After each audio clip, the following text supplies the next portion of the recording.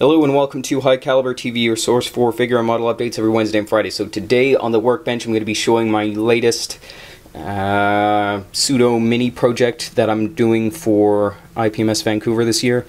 It's going to be at our display. So this is sort of the, let me show you the box here. This is from this really fantastic, I guess you could call them a garage company, but the stuff they make is so fantastic that I wouldn't call them a garage manufacturer. They're just sort of a fantastic company, Industria Mechanica. And this is one of their single 1/35 scale resin figures that they did, and I was able to get one of them. It's incredibly hard to get stuff from them because they do them in batches of 100, and this is edition 2, number 27. So yeah, I mean, with that in mind, if they come out with something and you're on the fence about getting it, just do it. Just get it. You're gonna love it. And yeah, I can't say enough good stuff about them. So anyway, this is Bella.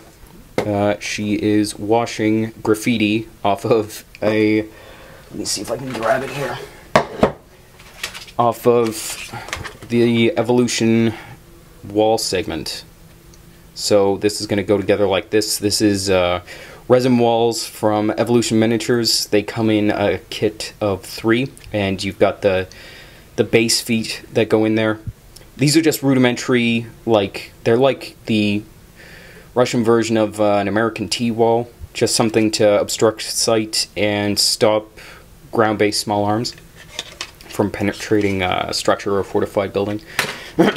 This is Andrea wood base that I've applied some rough corking to, and it's pinned down with a single pin just to sort of keep it like that, but as you can see, I'm going to have to fill it in a little bit around the sides. The white glue adhered, and I weighted it down, but it didn't spread quite as well as I expected. I think the problem with using cork and liquid glue is that the cork wicks a lot of the glue into itself, and so while that's good, it also means that you don't get the spreading effect. Like, let's say this cork was actually a resin component, it wouldn't have wicked any of it, it wouldn't have absorbed any of it, and it would have just spread it out, and you would have had stuff come out the sides, which would have been nice, because then I could just clean that off and I would have known that I had a clear seal all the way around.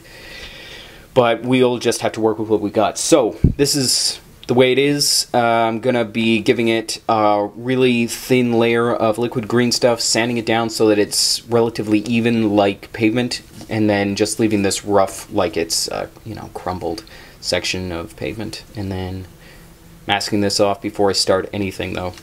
These wood bases are fantastic. They've got that nice clean finish to them. Not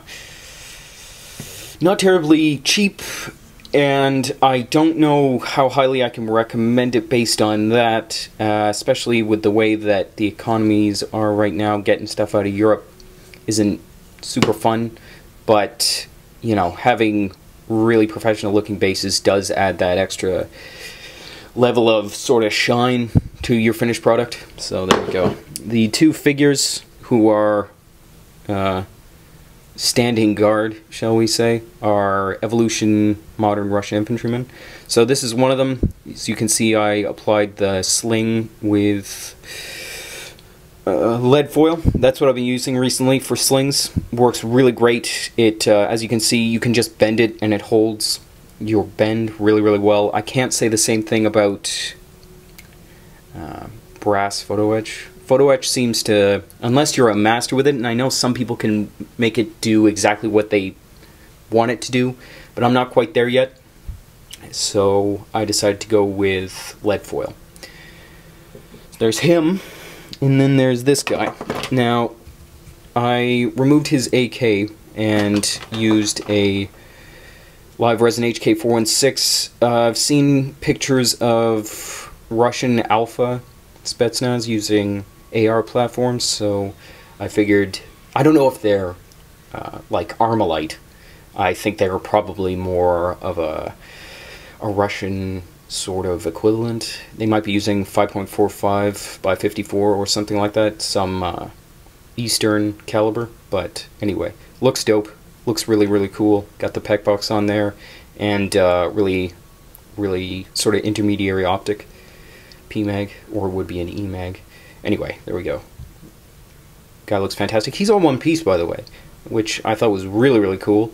And he's got his sling there on a single point mount. He's going to be sort of turned and making sure that the wall's getting cleaned properly. So there you go. This is going to be a really cool 3-figure vignette, and I'm looking forward to showing it off at IPMS Vancouver this year. So check us out at highcaliberminiatures.com. Links in the description below. Follow us on Facebook, Pinterest, Twitter, Instagram. And let me know what you think of this. And thanks everyone for the subscriptions, the messages I get, people asking me questions, chatting about what they're doing, their builds that they're on, you know, all that sort of stuff. I really appreciate it. All the people on Instagram and Facebook leaving comments and sharing stuff. I think that's really cool, and I really appreciate the awesome feedback we get. And yeah, I'll see you next time. Bye.